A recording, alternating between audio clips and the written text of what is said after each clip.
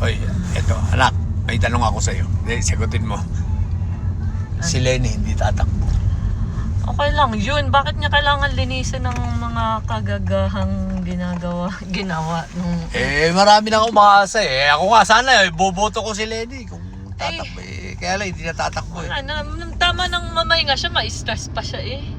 Sa bagay. Paano yung mga, anong tawag sa samahan ninyo? Angat, buhay? Angat buhay, G pa rin yun ah. G pa rin? Ongoing naman. Yes, foundation na yun eh. Ganun ba?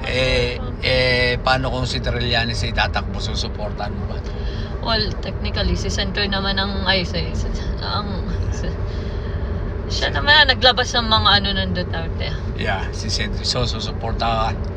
Kasi ako susuportahan ko si Sentry pag tumakbo. Yes, pero last election, hindi mo sinuport.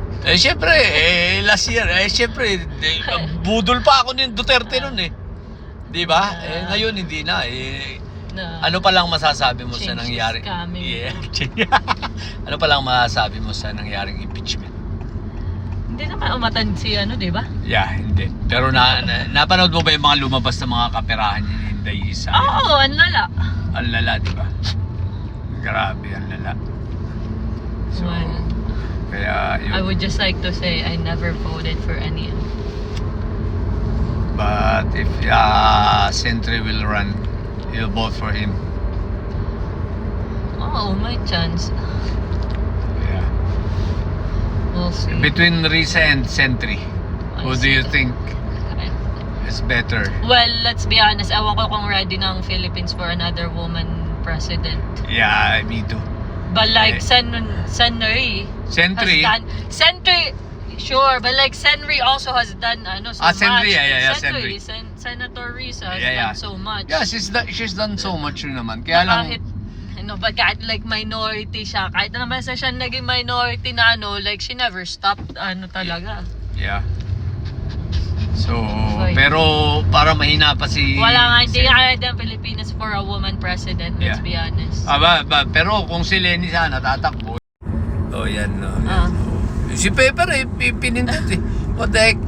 Too late. Yeah, I mean, papahingahin na siya ng batiin mo yung mga kaibigan kong Pinklawan. Ang dami ko kaya kaibigan Pinklawan. Well, sila Bruja, sila Pati. Friend ko ang friend ko yung Tsaka si Attorney Jess rin sa akin, nagko-comment na rin. friend ko yung pamangkin ni Attorney Jess? No, VP Lenny. Ano yung VP? Lenny, ganun ba? Yeah, nataga pa. Sino yung kaibigan ni Attorney Jess? Falsis na si Kuya Milky. I think sa Lucena. Sa Lucena, no? Anyway, say hi to the Kakampigs. Hi. Pure Kakamping ito. Angat buhay. Lenny yan, magkalaban kami nung nakaraang eleksyon. BBM ako At nung nakaraang pang election, 2016. Yeah, magkakalaban kami niyan. Hindi Alam ako nyo na. change is coming. Hindi siya nag-change is coming. Talagang solid Lenny yan, ha? Kaya kayong mga didilis na nyo. Sige na. Bye, yun lang. Sa mga bobong didilis at may sahid dyan na nyo. Ang tatay nyo ay preso, ang BP nyo ay bobo. Kawawa naman mga didilis, kinarma. Hindi na makakalabas si Duterte. Hindi din yung nag-attend ng kanyang hearing, wala talaga, right? No. Kaya naman pala, dami nga nilang pambayad sa Grabe, no? Oo nga eh. attorney. Yeah. Yun lang. Bye!